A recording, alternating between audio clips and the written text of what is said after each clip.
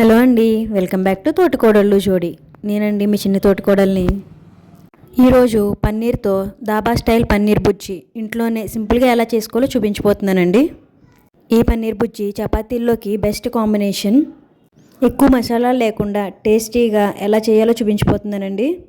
ముందుగా స్టవ్ పైన ప్యాన్ పెట్టి 2 tablespoons oil, 2 tablespoons గీ వేసుకుని అందులోనే 2 పెద్ద ఉల్లిపాయలు, 3 పచ్చిమిర్చి వేసుకుని లైట్ గోల్డెన్ కలర్ వచ్చే వరకు ఫ్రై చేసుకోవాలండి.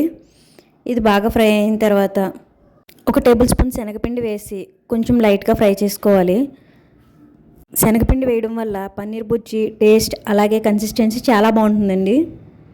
ఇప్పుడు మిక్సీ జార్లో 2 పెద్ద టమాటాలు, 1 ఇంచు అల్లం, 8 వెల్లుల్లి వేసుకుని ఫైన్గా పేస్ట్ చేసుకోవాలి. మీ దగ్గర అల్లం వెల్లుల్లి పేస్ట్ ఉంటే దాన్ని డైరెక్ట్గా యూజ్ చేయొచ్చు, ఇందులో అవసరం లేదండి. ఇప్పుడు ఈ టమాటా పేస్ట్ వేసుకుని ఆయిల్ సెపరేట్ అయ్యే వరకు కొంచెం ఫ్రై చేసుకోవాలి. ఈ టమాటా పేస్ట్ పచ్చి స్మెల్ పోయి బాగా ఫ్రై అయిన తర్వాత ఆయిల్ కొంచెం సెపరేట్ అయిన తర్వాత 1 టేబుల్ స్పూన్ ధనియాల పొడి, 1 టేబుల్ స్పూన్ జీలకర్ర పొడి వేసుకుని కొంచెం ఫ్రై చేసుకుని అందులోనే పసుపు, 1/2 టేబుల్ స్పూన్ గరం మసాలా, కొంచెం సాల్ట్, 1 టేబుల్ స్పూన్ కారం అన్నీ వేసుకుని మసాలాలన్నీ కొంచెం ఫ్రై అయ్యే వరకు ఫ్రై చేసుకోవాలండి. ఈ కర్రీ బాగా స్పైసీగా కాకుండా కమ్మగా ఉంటుందండి, కాబట్టి కారం అనేది మనం ఎక్కువ యూజ్ చేయట్లేదు. ఈ మసాలాలన్నీ బాగా ఫ్రై అయ్యి కొంచెం ఆయిల్ సెపరేట్ అయిన తర్వాత 1 గ్లాస్ వాటర్ పోసుకోవాలండి. ఇప్పుడు కర్రీ మొత్తం బాగా కలుపుకొని ఇందులోనే 1 టేబుల్ స్పూన్ కసూరి మేతి చేతితో నలుపుకుంటూ ఇందులో వేసుకోవాలండి.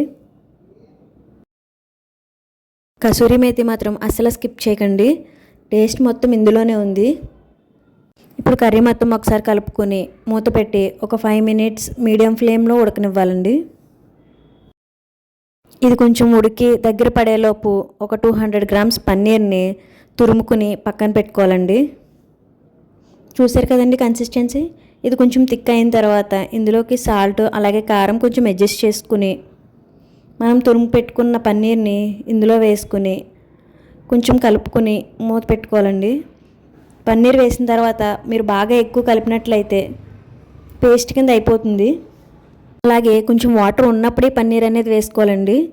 ఇప్పుడు ఇది మూత పెట్టుకుని ఒక 2-3 మినిట్స్ ఉడకనివ్వాలి. కొంచెం దగ్గర పడి కొంచెం వాటర్ కన్సిస్టెన్సీ ఉన్నప్పుడు కొంచెం కొత్తిమీర వేసుకుని దించేసుకోవడమేనండి. ఇది కొంచెం వాటర్ కన్సిస్టెన్సీగా ఉన్నప్పుడే స్టవ్ ఆఫ్ చేసుకుని దించేసుకోవాలండి, లేదు అంటే చల్లారేపాటికి గట్టిగా పప్పులాగా అయిపోతుంది. చూసారు కదండి, చాలా సింపుల్గా ఉండే పన్నీర్ బుజ్జి రెడీ అయిపోయింది. ఈ రెసిపీ మీకు నచ్చితే లైక్ చేసి షేర్ చేయండి. మన ఛానల్ని సబ్స్క్రైబ్ చేసుకోవడం మర్చిపోకండి.